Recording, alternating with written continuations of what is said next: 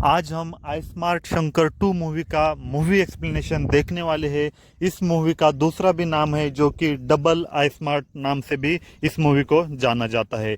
यह मूवी 2019 में आई आई स्मार्ट शंकर का रीमेक है जो कि उस वक्त काफ़ी ज़्यादा हिट हो गई थी। इस मूवी की बात की जाए तो इसमें राम पोथिनेनी और संजय दत्त की जो एक्टिंग है उसे लोग काफ़ी ज़्यादा पसंद कर रहे हैं और बहुत सारे लोगों ने सोशल मीडिया पर भी इस मूवी की प्रशंसा की है। सबसे ज़्यादा रोल राम पोथिनेनी और संजय दत्त का लोगों को पसंद आ रहा है। संजय दत्त जैसा कि केजीएफ 2 में उनकी एक्टिंग को पसंद किया गया था, ठीक उसी तरीके का रोल उन्हें डबल स्मार्ट शंकर मूवी में भी दिया गया है। इसी की वजह से एक तरह से आप बोल सकते हो कि राम को बहुत ही टक्कर अच्छी संजय दत्त ने दी है इस मूवी में। संजय दत्त और राम के अलावा इस मूवी में सयाजी शिंदे, काव्या थापर और मकरंद देशपांडे की भी अच्छी भूमिका दिखाई गई है। तो चलिए इस मूवी एक्सप्लेनेशन शुरू करते हैं। मूवी की शुरुआत में ही छोटा बच्चा यानी राम अपनी माँ के लिए यानी पोछम्मा के लिए चूड़ियाँ खरीद कर लाता है, क्योंकि पोछम्मा का बर्थडे होता है यानी जन्मदिन होता है। इसी वजह से मजदूरी करके राम अपनी माँ के लिए चूड़ियाँ खरीद कर लाता है, जिसकी वजह से माँ काफ़ी ज़्यादा खुश नज़र आती है और साथ में ऐसा भी कहती है कि इसकी कोई ज़रूरत नहीं थी। जैसे ही मूवी आगे बढ़ती है तो राम को माँ समझाती है कि मैं जब भी नहीं रहूंगी इस दुनिया में तब भी तुझे एक बहुत बड़ा आदमी बनना है। यह बात राम को अच्छी तरीके से समझाती है और उसके बाद में जब उसकी माँ दुनिया में नहीं रहती है तो राम को पता होता है कि चाहे कुछ भी हो जाए उसे बहुत बड़ा आदमी बनना है। उसके बाद सीधा मूवी संजय दत्त के ऊपर जाती है जो कि एक ड्रग माफिया है और यानी गुंडा है इस फिल्म का, और वह अर्जेंटीना में ड्रग सप्लाई करता है। अर्जेंटीना में बैठकर वह इंडिया में दहशतवाद फैलाता है और साथ में गन सप्लाई, ड्रग सप्लाई भी वह वहीं से करता है। और संजय दत्त का जो ड्रीम है यानी मूवी में उसका नाम है बिग बुल, तो बिग बुल का ड्रीम क्या होता है कि इंडिया को डिवाइड करना है, मतलब साउथ का देश अलग करना है और नॉर्थ का देश अलग, यानी इंडिया में दो देश बनाना है। ऐसा ड्रीम बिग बुल का होता है और उसकी कई सारी दूसरे भी अपेक्षाएं होती है जो उसे पूरा करना चाहता है। लेकिन तभी उसे एक दिल दहलाने वाली बात पता चलती है। उसे पता चलता है कि उसे ग्लियोमा यानी कैंसर हुआ है, यानी ब्रेन में ट्यूमर है और उसके पास अभी सिर्फ 3 महीने ही बचे हैं। 3 महीने बचे हैं यह सुनकर संजय दत्त यानी बिग बुल घबरा जाता है और वह कहता है कि उसकी जो पार्टनर होती है बेंटली उसे कहता है कि मैं अभी मरना नहीं चाहता हूँ, मैंने कई सारे सपने देखे हैं जो मुझे पूरे करने हैं और अगर मुझे इतनी जल्दी ही मरना है तो बिग बुल होने का क्या फ़ायदा हुआ, मैंने जो साम्राज्य खड़ा किया है उसका फ़ायदा फिर क्या हुआ। ऐसी बातें करता है। फिर वह बेंटली से कहता है कि चाहे कुछ भी हो जाए, जितना पैसा लगे उतना मैं खर्च करने को तैयार हूँ, लेकिन मुझे जिंदा बचना है।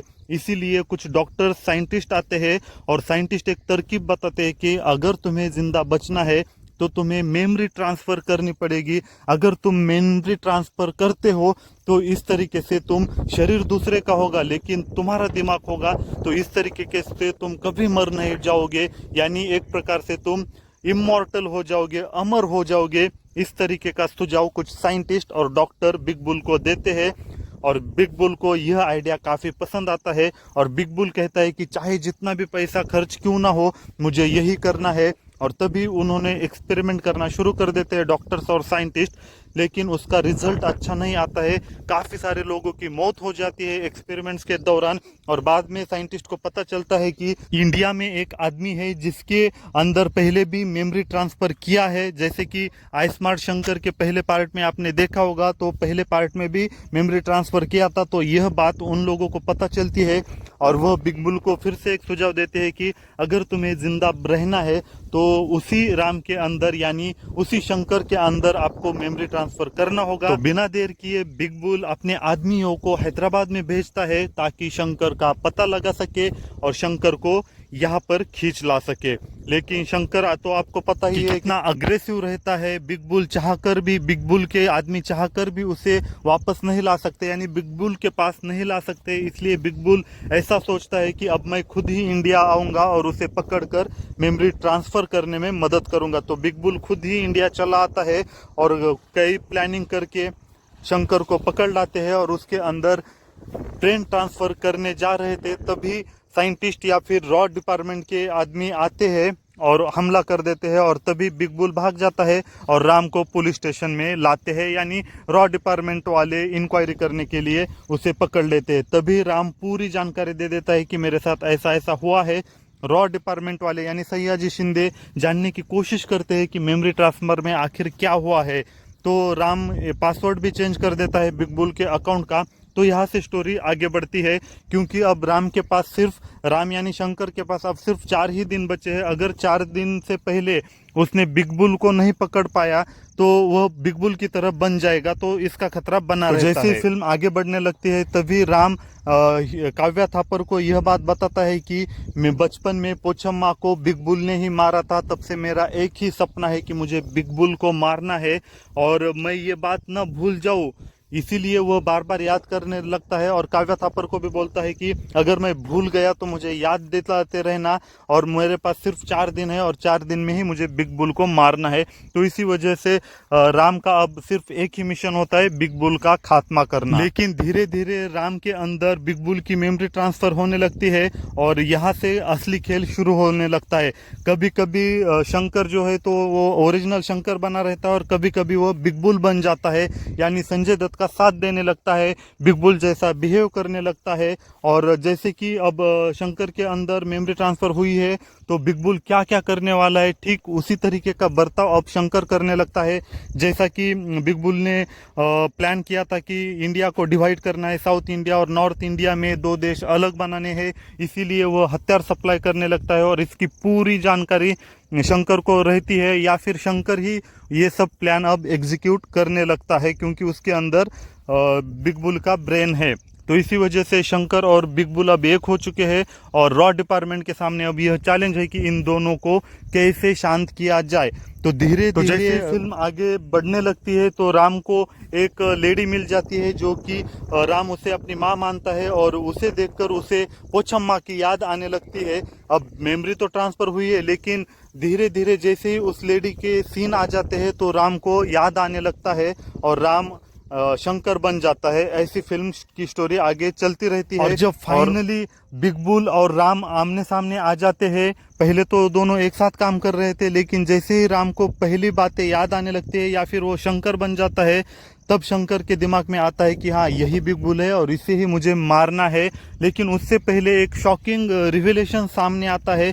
जैसे ही सयाजी शिंदे यानी रॉ डिपार्टमेंट के ऑफिसर को पकड़ के रखा होता है, तभी सयाजी शिंदे एक खुलासा करते हैं और बिग बुल को बताते हैं कि तुझे कैंसर नहीं हुआ है, हम लोगों ने ही प्लान किया था कि तुझे गलत बताया है, तुझे ट्यूमर है, तुझे ट्यूमर बिल्कुल भी नहीं है, हम लोगों का ही प्लान था और जिस प्लान की वजह से ही तू आज यहाँ पर इंडिया में आया है और इंडिया में ही हम तुझे पकड़ने वाले थे। तो ऐसा खुलासा रॉ डिपार्टमेंट वाला करता है और फिर बिग बुल और भी ज्यादा गुस्से में हो जाता है, डिपार्टमेंट वाले को मारने लगता है। लेकिन इसी बीच शंकर अपने ओरिजिनल रूप में आ जाता है और शंकर को पता है कि मुझे ही इसे मारना है।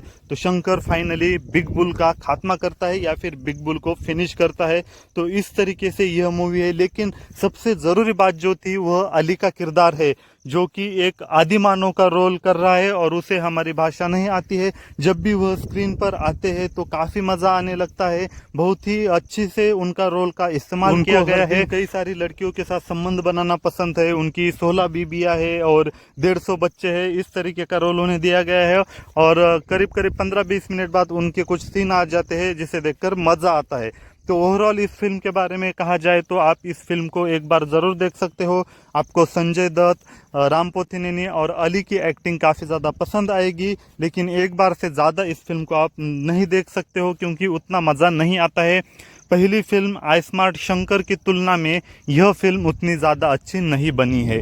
तो अगर आपने इस फिल्म को नहीं देखा है तो ज़रूर देखिए। आपको यह फिल्म पसंद आई या नहीं कमेंट करके ज़रूर बताइए।